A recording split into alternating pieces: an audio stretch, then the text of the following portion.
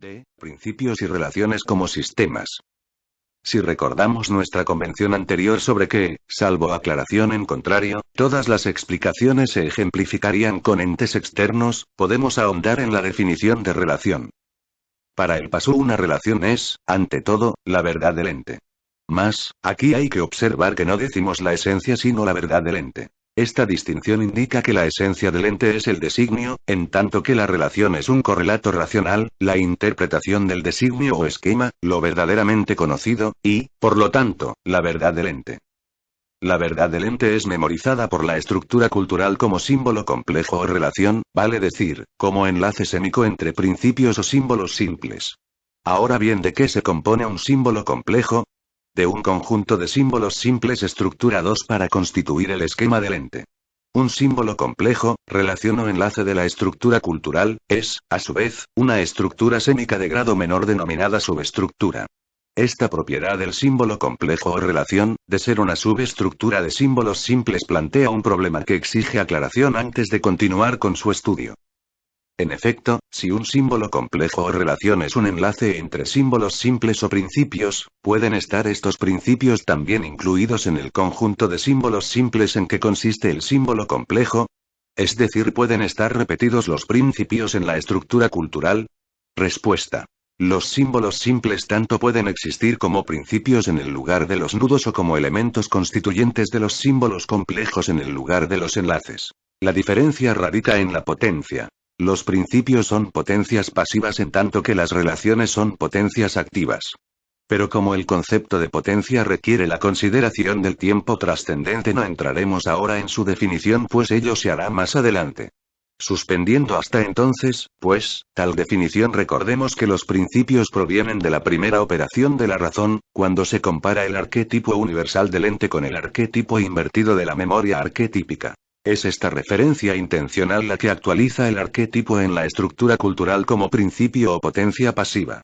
Pero la eliminación del arquetipo universal ha causado el descubrimiento del designio, del ser para el hombre del ente, y a esa revelación la razón la interpreta mediante la segunda operación, que consiste en referir el designio a los arquetipos necesarios para obtener un esquema.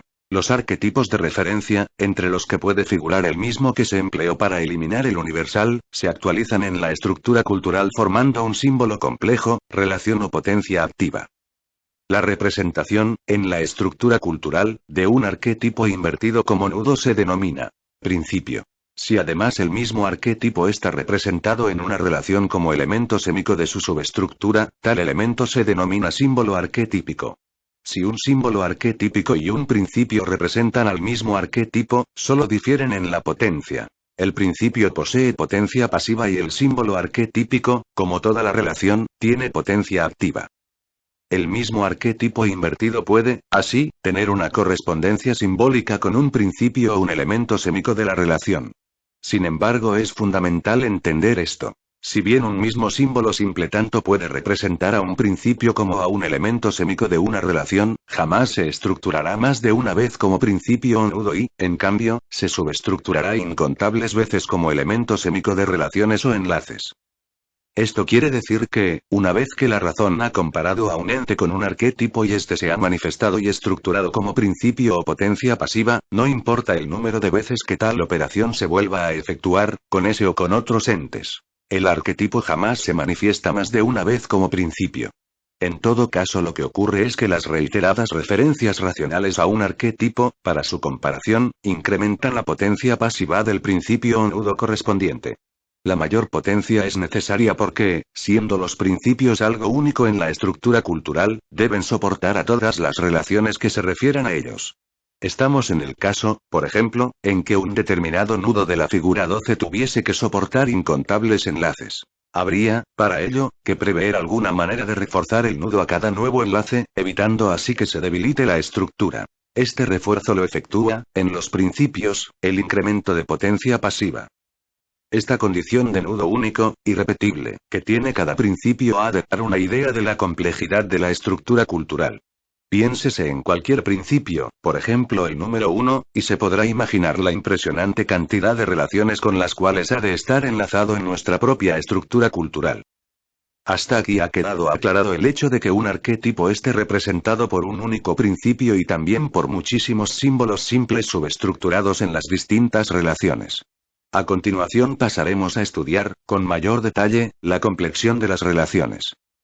En el modelo estructural que estamos empleando, una relación entre principios es análoga a un enlace entre nudos de la figura 12, vale decir, a un barrote cilíndrico tal como el representado en la figura 13.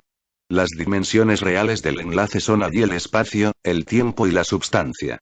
Naturalmente, el espacio ocupado por el cilindro puede caracterizarse a su vez por dimensiones cualitativas tales como la longitud, el ancho o espesor, la superficie, el volumen, etc.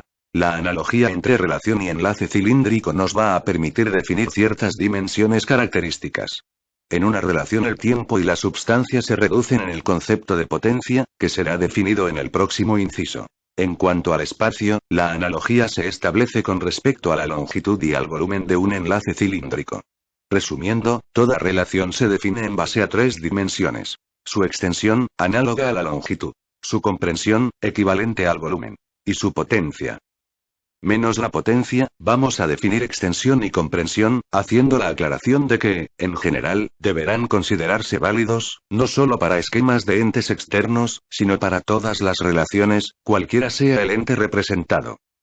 La extensión de una relación, análoga a la longitud de un enlace, denota la clase de todos los símbolos simples que intervienen en la subestructura del símbolo complejo o relación. Cuanto más extensa es una relación, tanto mayor es la cantidad de elementos sémicos que abarca. La comprensión de una relación, análoga al volumen del enlace, indica cuán cerca está la verdad esquemática de coincidir con la esencia del ente o designio. La comprensión es así la subestructura misma, el esquema sémico del ente cuya verdad representa la relación. Por eso su exactitud para comprender la esencia del ente depende de la interpretación efectuada por la segunda operación de la razón, es decir, depende del criterio hereditario. Un mayor volumen del enlace equivale a una mayor comprensión de la relación. Vale decir, la relación es más comprensiva en propiedades correspondientes al designio estructuradas como símbolos simples. Hemos hablado de los principios y de las relaciones y ahora sabemos algo más de ambos. Pero si lo consideramos en conjunto y prestamos atención a algunas propiedades comunes, pronto estaremos en condiciones de estudiar en su totalidad el funcionamiento de la estructura cultural del Pasú, tal como prometía el título de este inciso. Ante todo, notemos que los principios no proceden de una intuición sensible, sino que han sido estructurados por efecto de ella. Los principios, en tanto representación sémica de arquetipos innatos, son a priori de todo razonamiento o reflexión y determinantes del entendimiento. El Pasú los encontrará o intuirá y los identificará con símbolos puros, ideas innatas, números, categorías mentales, etc., o los llamará impropiamente arquetipos. Por el contrario, las relaciones tienen su origen en la intuición sensible o son puras creaciones de la razón. Ellas constituyen, para el Pasú, la substancia de todo pensamiento racional.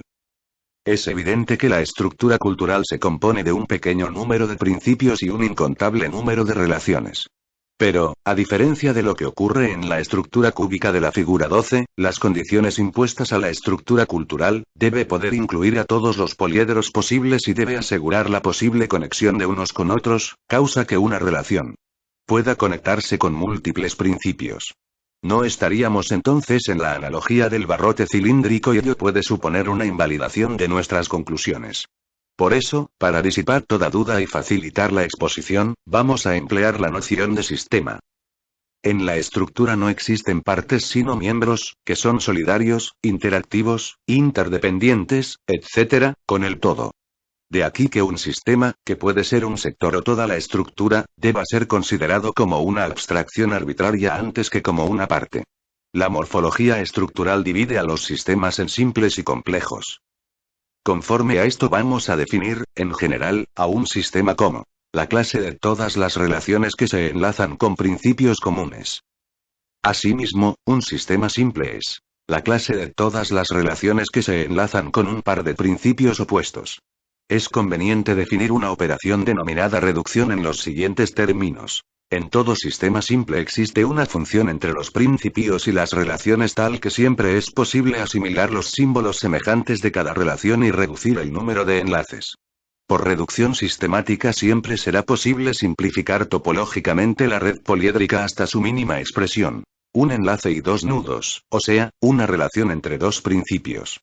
Se llega así a un sistema mínimo, representado en la figura 13, en el cual la relación se enlaza en el principio y fin de su extensión con dos principios opuestos. Se dice entonces que se trata de una relación dialéctica. La reducción sistemática, considerada como función mental, es llamada también síntesis racional. Es claro que el sistema mínimo de la figura 13 es una subestructura, de acuerdo a la definición que dimos anteriormente sobre símbolo complejo. Consecuentemente podemos generalizar la reducción para todo sistema simple de la siguiente forma. Todo sistema simple es una subestructura susceptible de reducción semiótica. Pero, y esto debe ser más claro aún, solo las relaciones son reductibles. Los principios son absolutamente irreductibles. De cualquier manera, si todo sistema simple puede ser llevado a la forma de la figura 13, se confirma la validez general de las definiciones anteriores sobre principios y relaciones. Ya estamos en condiciones de exponer el concepto de sistema complejo. Es una subestructura que posee n pares de principios opuestos y que, por reducción sistemática, se descompone en un conjunto de n sistemas simples. En adelante, cuando digamos sistema, deberá entenderse sistema simple, salvo aclaración en contrario.